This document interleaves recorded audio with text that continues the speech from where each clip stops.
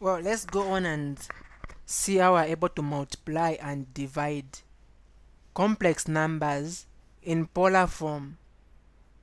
Now, say you've been given a complex number z1, which is equal to r1 cos theta 1 plus I sin theta 1, and then you've been given r2, which is equal to, z2. So z2, which is equal to r2 cos theta 2 plus I sin theta 2. So how do you go about it when you are multiplying this one? So when you are performing a multiplication for this, all you take is, so z1 times z2 is going to be, you are going to multiply the r's you can see there. So that will be r1, r2, and then open brackets. What we are going to have is cos. You are going to now add the angles. So that will be cos theta 1 plus theta 2. So just add the two angles, and then plus I sin theta 1 plus theta 2. So this is the operation that we use when we are multiplying complex numbers in polar form. Now when we are dividing the two complex numbers z1, we are dividing it by z2. So what you are going to do is you are going to get the r. Now instead of multiplying, we are going to divide. So that will be r1 over r2. And then inside the angles, the one which is on top, we are going to write the angle first. So that will be cos. Now to be theta 1, instead of multiplying, instead of adding, as we did on multiplication, we are going to subtract theta 1, and then plus I sin theta 1 minus theta 2. Actually, this is theta 2 which is here. Okay, so this is the expression that we use when we are dealing with the multiplication and the addition and the division of complex numbers in polar form. Well, let's show one. We see how it came about, then we'll be able to know how to apply them well. So if you are talking of division, z1 over z2, we already gave z1 and z2. We said z1 was r1 cos theta 1 plus I sin theta 1, and then divided by z2 gave us r1, z2 gave us r2 cos theta 2 plus I sin theta 2. Okay, so what we have here is we want to make sure that in the denominator we don't have anything. So we're going to multiply by what is more like a conjugate, where we're going to change the sign on the middle. So we're going to multiply by what we can see in the denominator, cos theta 2, but we just change its sign, minus I sin theta 2. What we do on top, even down, so that is going to be cos theta 2 minus I sin theta 2. So now we can go on and finish the multiplication. So let me just write the r1 there. R1 is not being affected. So what I'll do is I'll multiplying this. Of course, r1 and r2 will not be affected, so we can both write them outside. Multiply this by that. What are we going to get?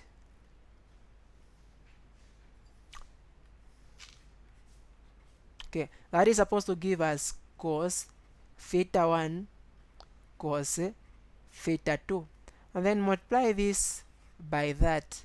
What we are going to get is negative sin theta 2 and then cos theta 1. Multiply this by this. Remember there is an I there, so this is going to contain an I. And then if we do the other multiplication, that is going to give us sin theta 1 and then cos theta 2, and then there's an I there. Multiply this and this. Now you can notice that it's going to be negative. So that will be negative sin times sin. That will give us sine.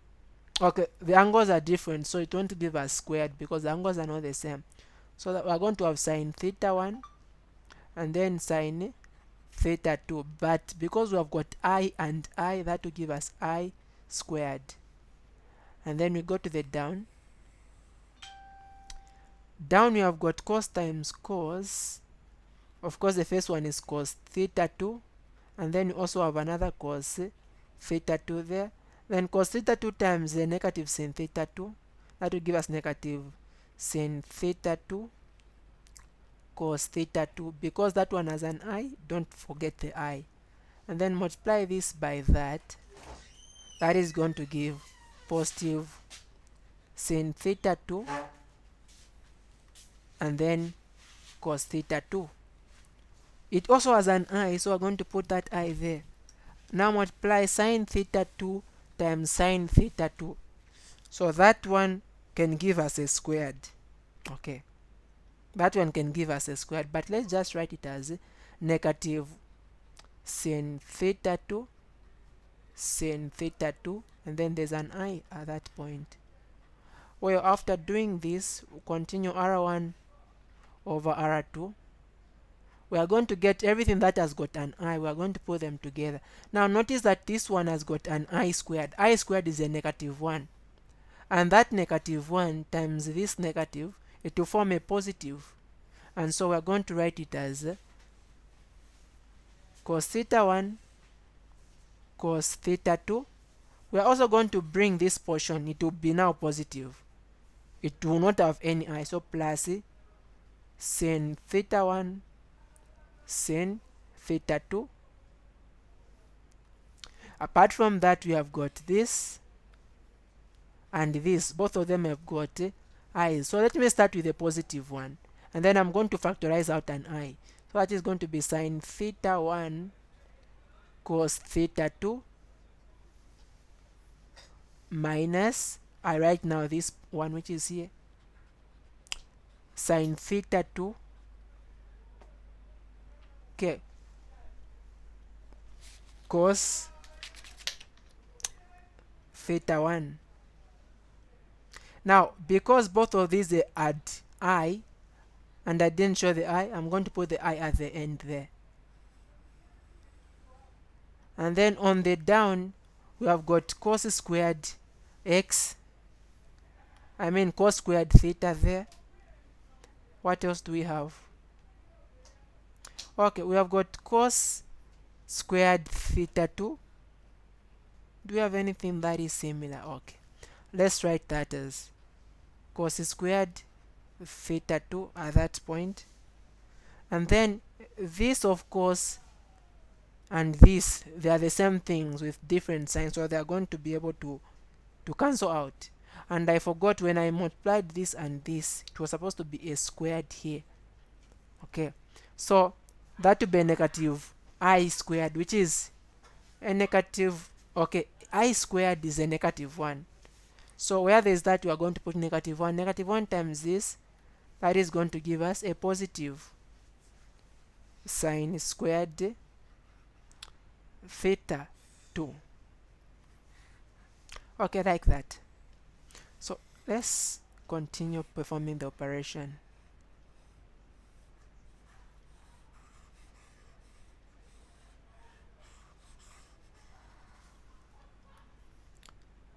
Now, if we look at this which is here, we can see cos theta 1 cos theta 2, then sin theta 1 sin theta 2. So can we get anything that is common from there? Anyway, so let me write it as R1 over R2, and then like that. So we have got this as cos theta 1 and then cos theta 2, and then we've got sin theta 1 sin theta 2. Where did this identity come from? So when you've been given sine a minus b, this becomes Okay, let's not use sine, let's use cosine. Cosine A minus B. This is going to give, we take cos the first angle A, and then now cos second angle B. We're going to change the sign, it's now going to be positive. Sine the first angle A, and then sine the second angle B. So this is what is happening here. Cos theta 1 cos theta 2, sin theta 1 sin theta 2, they are adding. So that means it was a subtraction there. Theta 1 was subtracting from theta 2. So that is going to be cos theta 1 minus theta 2.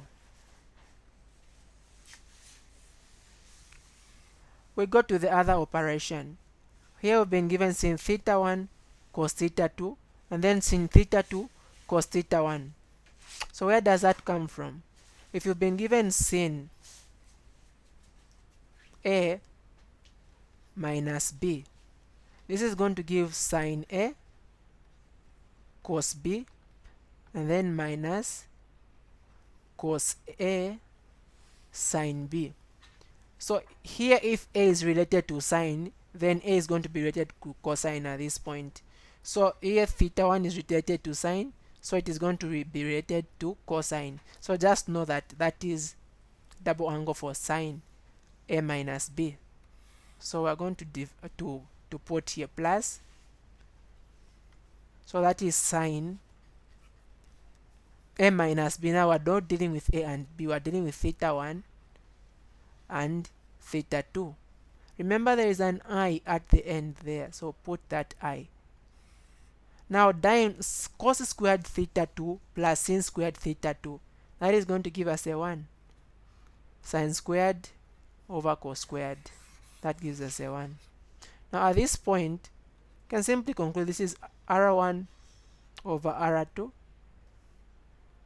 and then we write what is inside there, cos theta 1 minus theta 2 plus sine theta 1 minus theta 2, and then we have got an I at the end, which we can also put at the beginning there.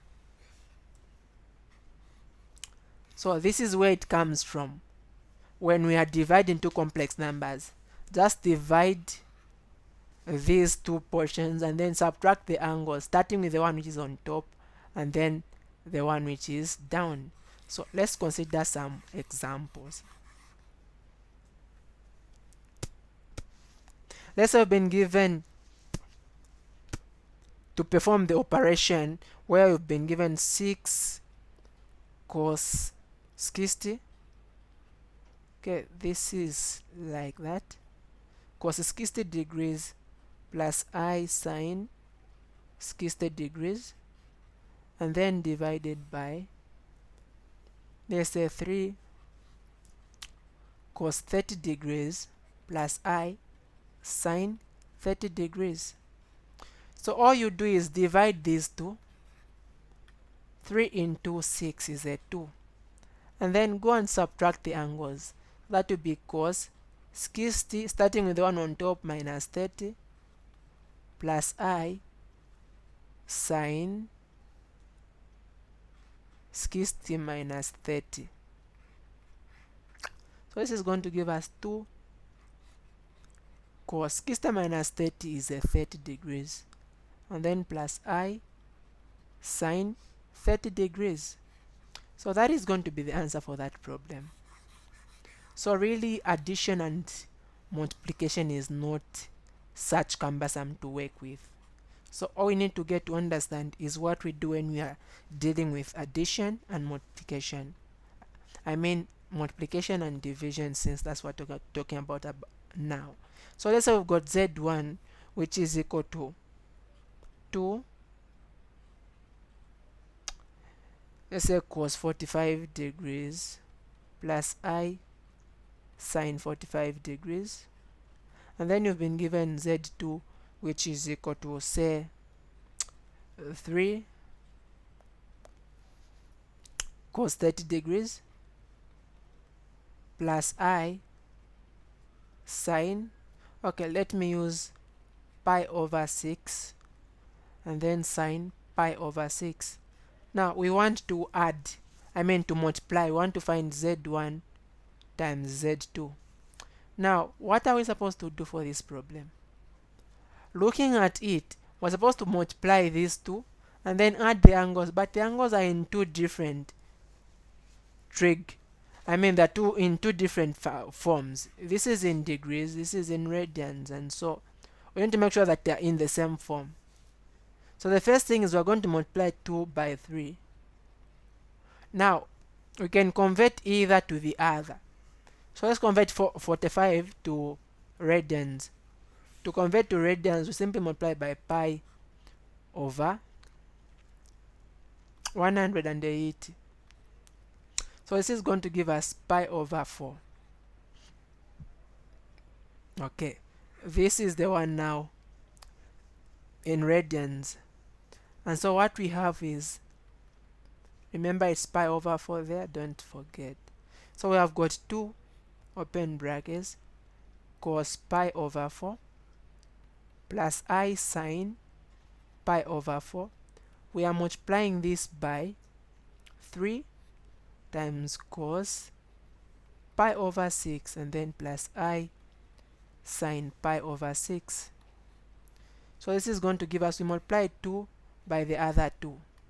That is going to give us a 6. And then we add the angles, so that will be pi over 4 plus pi over 6 for sine, and then plus I. That is for cosine, the first portion. And then we go to the other portion, pi over 4, this angle, add with that angle, plus pi over 6. So this is going to give us 6 cos pi over 4 plus pi over 6. That should give us, okay,